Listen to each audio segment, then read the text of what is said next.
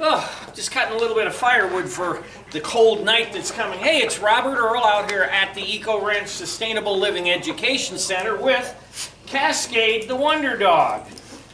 We still wonder what it is he does around here, but whatever it is, he must do it well because he's been here for 9 years. 8 years. Boy, doesn't seem like 8 years. Some of you have followed me for that long, and it doesn't seem like 8 years.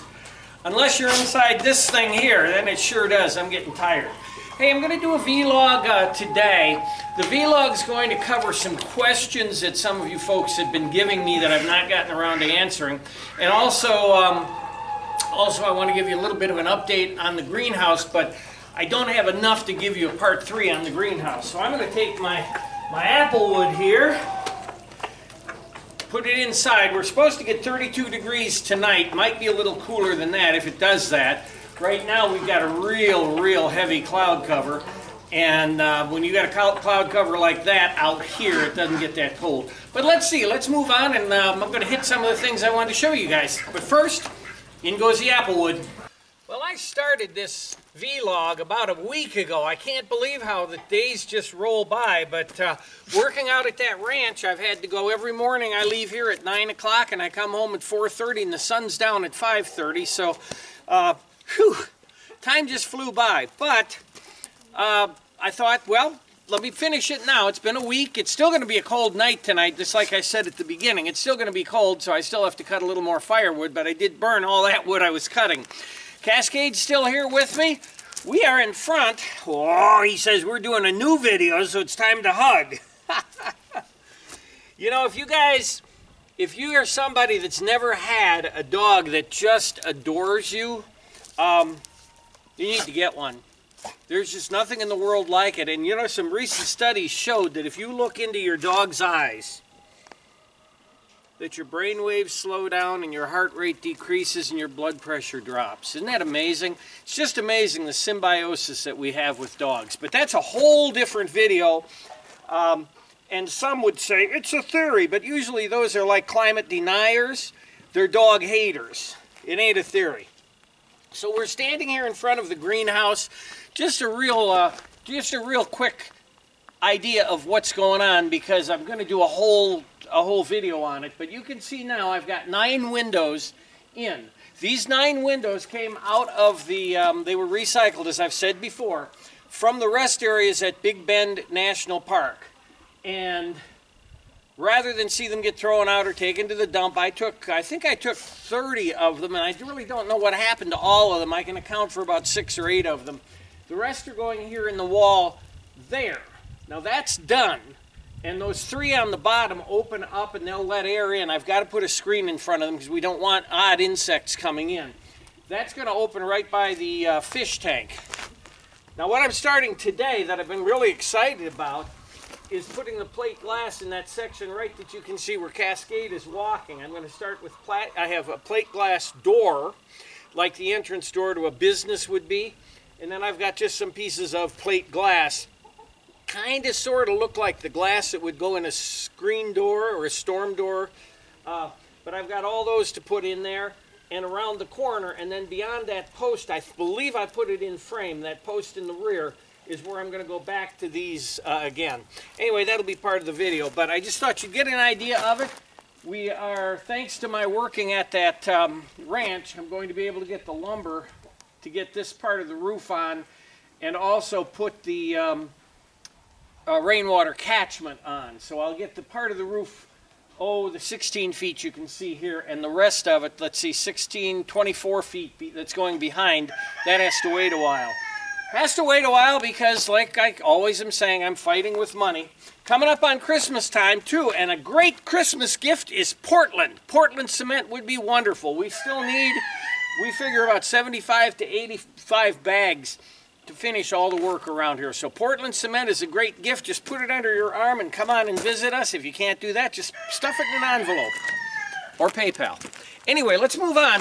A couple of questions I mentioned earlier. People have asked me questions. Somebody has been saying, show me the earthquake damage. Show me the earthquake damage. Someone else says, show me the star. Well, unfortunately, the star has gotten kind of dirty. It's got to be cleaned up, but I will show you the star. and the DC generator, and something else I wanted to talk about, and we'll get into that. Let's move on. Oh, I take my life in my hands when I sit down here because he comes and stuffs his head at me every time. Hey, I talked about the DC generator on my live stream, and a few people asked me about, well, what have you done to it? So I've made some changes, and one of the most obvious changes, if you followed the 2 videos on it, is that I've gotten rid of the cart it was on. The cart was there in case I wanted it to be portable if I was doing some work, and that just never happened, so we did away with the cart. I had on here, if he'll get out of the way, I had on here a 17 horsepower Duro Max motor. Duro, D-U-R-O Max. They don't pay me anything. They aren't giving me any kind of bonus, but that is the best engine that I've ever come across. However, it's a throwaway. Something goes wrong, you got to throw it away because this motor only cost me $159. It's electric start. 7 horsepower instead of the 17 horsepower. I didn't want the 17 horsepower, but the price was so good, I thought, well, if I put a big enough pulley on, and it worked okay, but the 17 horsepower had a 2-gallon, a little over a 2-gallon gas tank. And on that 2-gallon gas tank, it would run about 5 hours to power the generator if I needed extra power. Remember, I don't need extra power only in that period where we have the shortest of days and I need it in the morning. But it would run about 5 hours on a tank, and it was a little over 2 gallons. It was like 2.1, 2.2 gallons that it took. This is a 3-liter tank, and it's a little bit less than a gallon. It also runs for 5 hours on a fill, so it's using half of the power. That's been wonderful. It's been really great. I'm still using the what I call boom car alternators, a 200 and I believe this is a 220 amp alternator. At an idle, it puts out 100 amps, and it's been working just fine. It did take a little bit of tweaking with the pulleys to get the pulleys just right so that it didn't lug the motor. And I even burned out an alternator. That's what you see in front of me. I burned that alternator out by overspinning it with the engine. So anyway, we've got it tweaked. I'll start it up so you can see it. This one seems to have a flaw. I'll get out of the camera here. This one seems to have a little flaw to it in that it doesn't, they're supposed to be self-starters. In other words, when you fire it up, it's putting out power right away. But this one seems to need to be excited, so I had to put a wire from the active 12 volts and a wire coming out of here. And when I start it, I have to touch it. Now, when I start this, I'll touch it and you'll see the spark. And you might even hear the engine pitch change. You might. I don't know until I start it, because sometimes it excites itself and sometimes it doesn't. I wanted to start it because I wanted you guys to see how good these Duromax are. I choke it, fire it up, and then turn the choke off.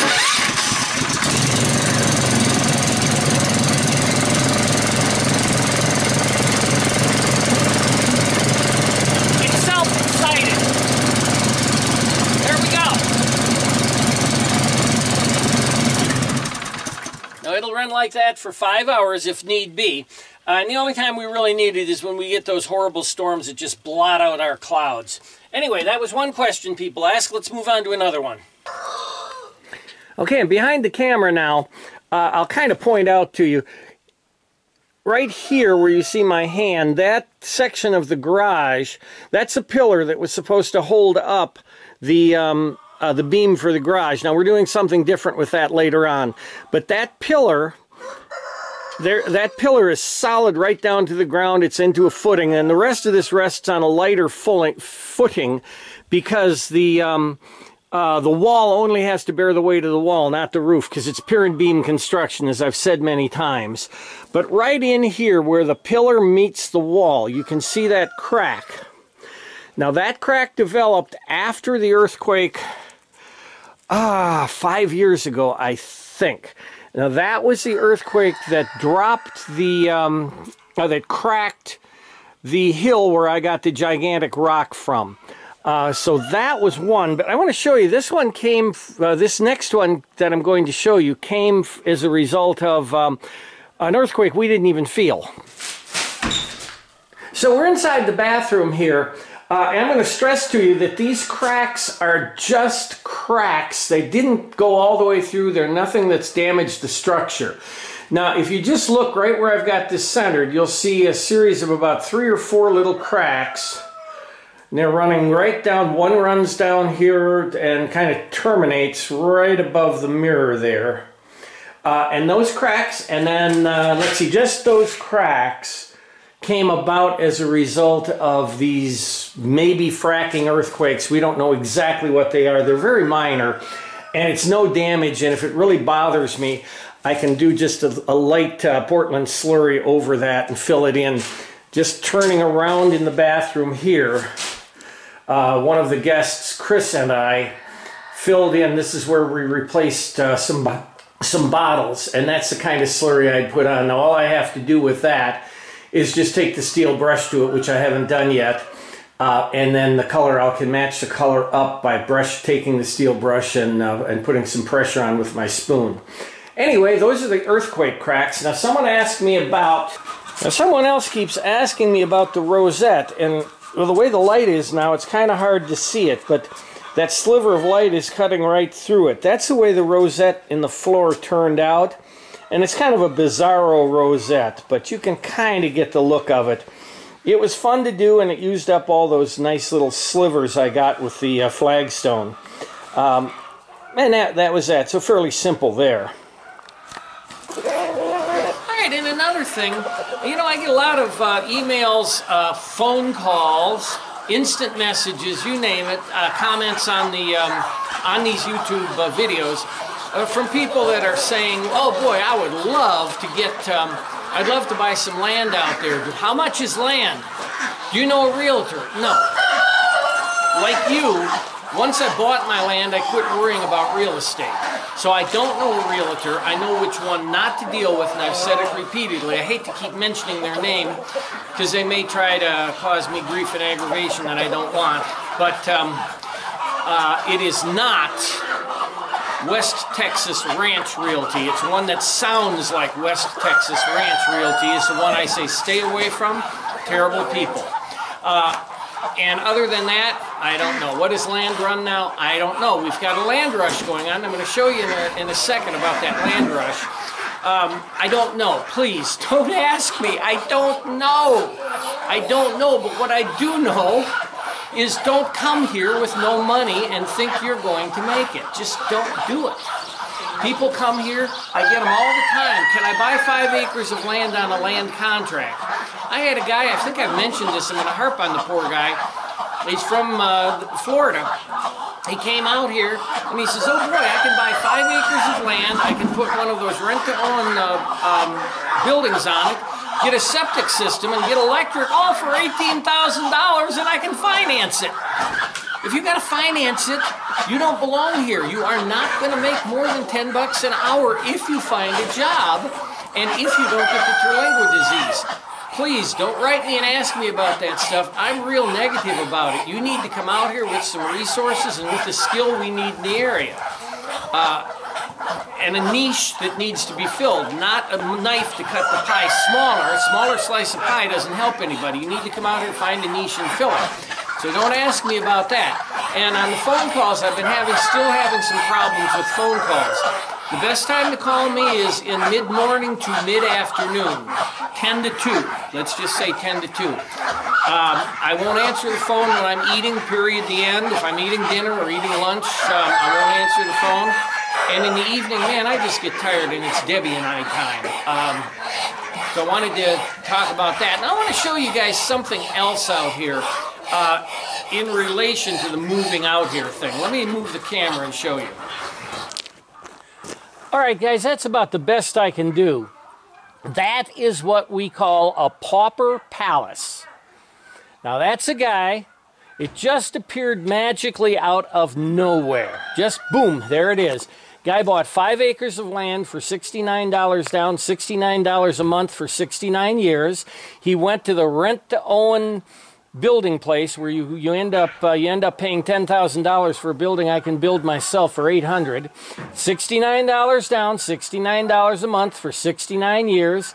He got a water tank. Guess what? Same way. $69 down, $69 a month for 69 years.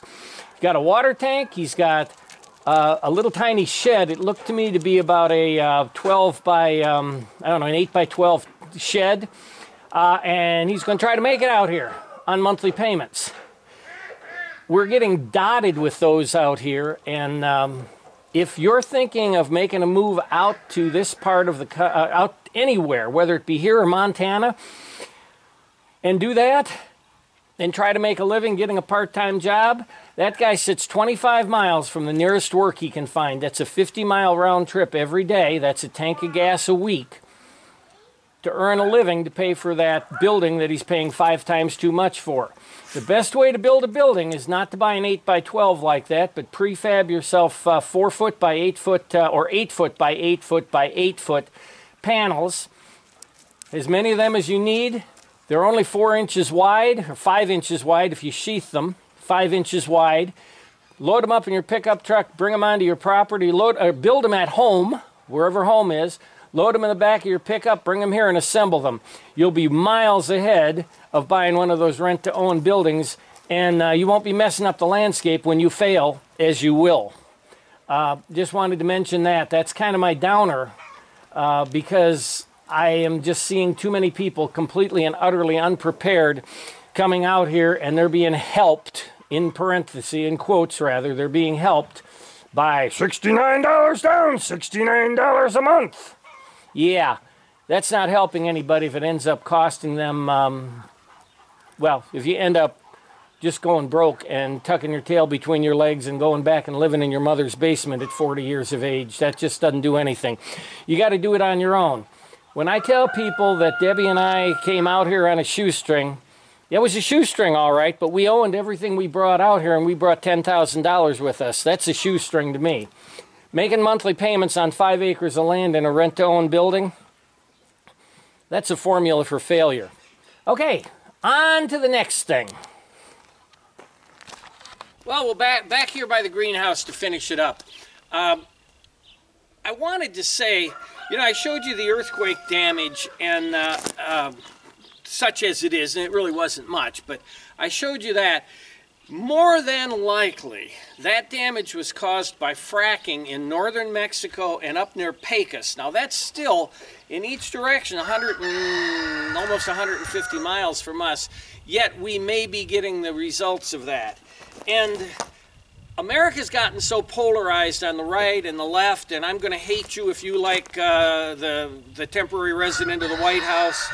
I'm going to hate you if you like somebody who thinks that we should have nationalized health care here in America so that poor people have equal access to health care.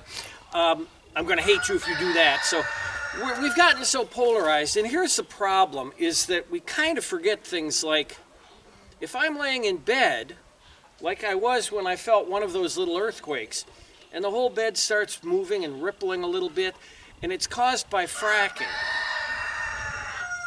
If I'm a African bushman and I kill the last white rhino to cut off the horn so that some guy in China can get a little aphrodisiac, he thinks. If I cut down the last tree in the rainforest, if I cut down the last sequoia, if I cut down the last anything, shoot the last elk, destroy the last of any kind of a species of plant, it's gone. We have nothing to pass on to people. I just don't see any reason to live a lifestyle where we're going to ruin the planet. Now, whether it's the planet that God gave us, it's the planet that nature gave us, it's a wonderful happenstance of circumstances that have come together to create this. Once we destroy it, it's gone, and that's not a right or a left thing, that's a human thing.